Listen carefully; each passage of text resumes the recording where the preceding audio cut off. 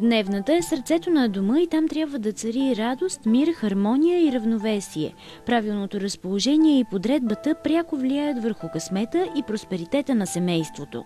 Какво е влиянието на светлината, защо не трябва да поставяме огледала в спалнята и какво не знаем за годината на козата, ще научим от фъншуй експертът Цветозар Мръвков. Знам, че много важни според фъншуй са огледалата в едно помещение. Как и къде трябва да ги поставяме? Огледалото е много мощен активатор, много мощен, точната дума е активатор, той не е символ, защото огледалото наистина работи. Когато работим с огледалата, просто трябва много да внимаваме с тяхното местоположение. В един дом, в едно пространство, добре огледалата винаги да отразяват нещо положително. Нещо, което е символ на изобилие, нещо, което е символ на разкош, ако искате. Това е масата за хранене, хладилника, трапезарната част и така нататък. Там, където хората се събират, там, където хората се веселят. Не бива да отразяват коша за мръсни дрехи, не бива да отразяват коша за пране, да кажем, или за боклук. Огледалата са акумулатор на енергия и каквото вкараме в тях, те го излъчват обратно. Затова и не само в фъншуй, в много езотерически школи се казва, че пред огледало не бива да заставаме в лошо настроение, в лош вид. Огледалото не бива да става свидетел на къвги, на дразги, на разправи и така нататък. То продължава да го излъчва после. Огледалото вкарва трети в двойката, т.е. така наречения огледален двойник. Огледалото пречи, понеже много мощен активатор, пречи на спокойния сън. Огледалото разделя двойката, определено е разделя. Тук не говорим само за изневери, говорим просто двойката се разделя по една или друга причина. Несходство в характерите, например. Моята консултантска дейност е показала наистина, че това правило в фъншуй работи абсолютно безупречно. Тоест във всеки дом, където има огледало в спалнята, най-лошия вариант е когато то директно отразява леглото. Там вече или назрял конфликт, или тепърва назрява, или вече двойката се е разделила, или пък няма така. И още много има за огледалото в спалнята, че когато човек заспи, душата отива в другите светове, където си върши работата на нас неведома, връщайки се в тялото призори, тя се плаши от своя облик в огледалото, че огледалото е врата към други измерения, това го знаем във всички култури, във всички традиции. Огледалото е такъв символ. Алиса, страната на чудесата, Снежанка, Седемте джуджета, там лошата царица и така нататък и така нататък. И особено в спалнята, когато правим любов, се отделя голямо количество човешка енергия. Ние буквално чукаме по тази врата, по това прозорче към други измерения и там се събират така същества, енергии от други паралелни нам светове, които стават свидетели на нашата любов.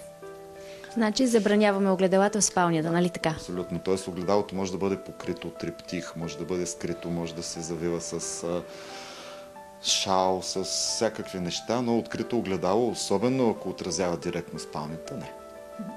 Каква е ролята на светлината според фъншуй? Какво трябва да знаем за разположението на светлинните обекти в един дом? Светлината е изключително важна за фъншуй и колкото повече прозорци има един дом, толкова повече енергия получава той. Знаем, че светлината е източник на енергия. Енергията влиза, освен от входната врата, влиза от прозорците. Затова трябва много да внимаваме с чистотата на прозорците, с пердетата, с тяхната декорация. И винаги на нашите курсове и семинари, които организираме, винаги на курсистите наблягам на това, че трябва да се внимава с помещенията, където няма светлина. А това са килерите, баните, таваните, мазетата, когато е къща. Но най-вече с така наречените слепи бани. Сляпа баня е баня без прозорец, който не знае този архитектурен термин. Тоест там енергията наистина започва да става застояла, неактивна, смисъл тя се деактивира сама по себе си. Така че осветлението в различните зони, знаеш, че фъншуй работи с школата на компаса. В южните зони е добре да има много ярко осветление, в южните зони на дома. В северните вече естествено е по-приглушено и така в 8-те сектора на дома е по различен начин осветлението регулирано. Но задължително здравото, силно осветление е предпоставка за един добър фъншуй. А тук около нас забелязвам страшно много фигури, всяка изобразяваща различно нещо. Какво вие препоръчвате на хората да имат вкъщи за максимална хармония? Или зависи индивидуално според човека, личността? Фъншуй работи с финните енергии. Това, което ние предлагаме са така, аз ги наричам информационни матрици. Нали, ти виждаш тигри, лъвове, дракони и така нататък. Не може човек да се обзаведе с всички тези неща едновременно, защото първо няма смисъл. Просто няма смисъл от всичко това едновременно. Ние работим с житейски аспекти.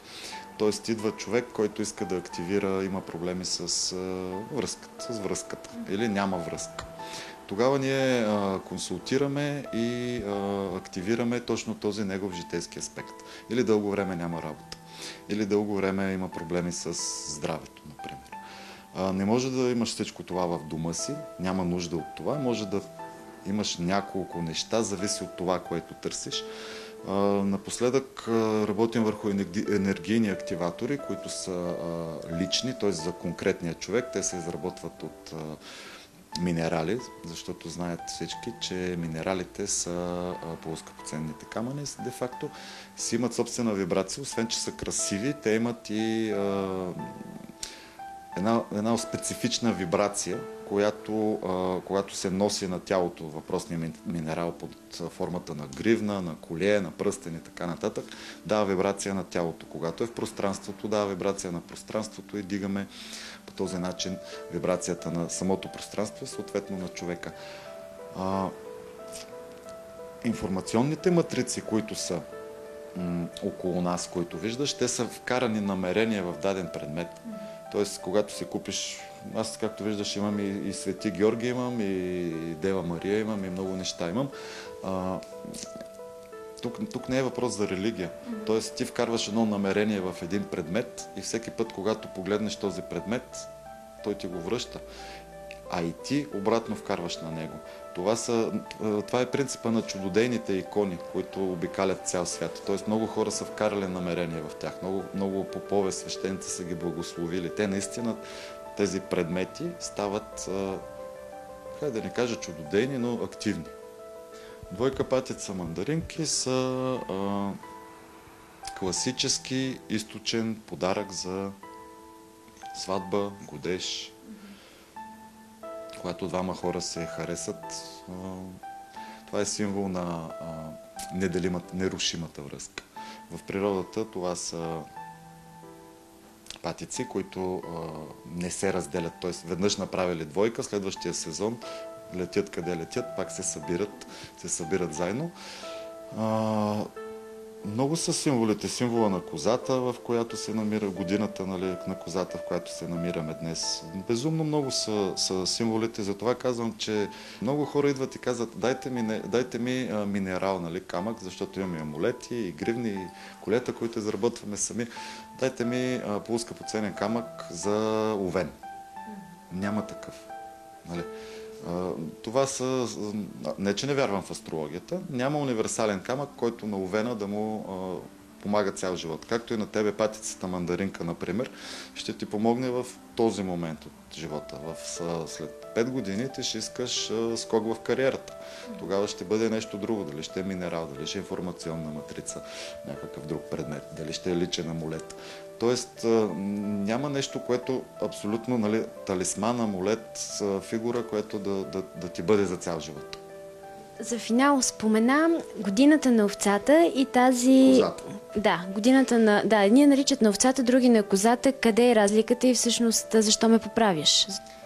Огромна е разликата. В преводите разликата е тънка, но огромна. Защото Това е цикъл. В смисъл, източният календар, както и прабългарския календар, който е също по животните, е свързан с характера на животното. Нали, годината на вола означава упорит труд, годината на мишката означава да събираш, годината на тигъра означава да пазиш, годината на дракона той се появява и вкарва ред в всички 11 животни, които всяко нещо правят. Тази година една, както миналата година, беше на коня, една галопираща година. Виждате колко много неща се случиха и в политически план, и международно политически план, нали, анекс на Крим и така нататък. А тази година е годината на козата. Защо не е овца? Защото овцата е стадно животно. Нали? Тя си иска пастир. Докато козата се катери, тя е артистична, тя е свободолюбива, тя катери върхове. Качва се там, където дори после не знае как ще слезе. Тази година в цикъла на 12-те стихии, ако следим годишните, и за икономика говоря, ако следим икономиката, ще видим, че тази година почват хората да се развързват кесиите за изкуство, за книги, за дрехи, но това вдига, съживява икономиката. Тоест повече талант, повече артистизъм, повече катереща, подскачаща година, но и година на конфликти. Значи тази година е изключително година на конфликти. Сега вече мога да го кажа. В началото на годината, като бях по медиите, ми казаха, добре, как може на нова година да кажеш такова нещо. И го спестявах, но вече мога да го кажа, внимавайте просто. Тази година е с година на тройка, летяща звезда тройка, година на конфликти, изключително големи конфликти в световен план, в всякакъв. Внимавайте в семейните отношения.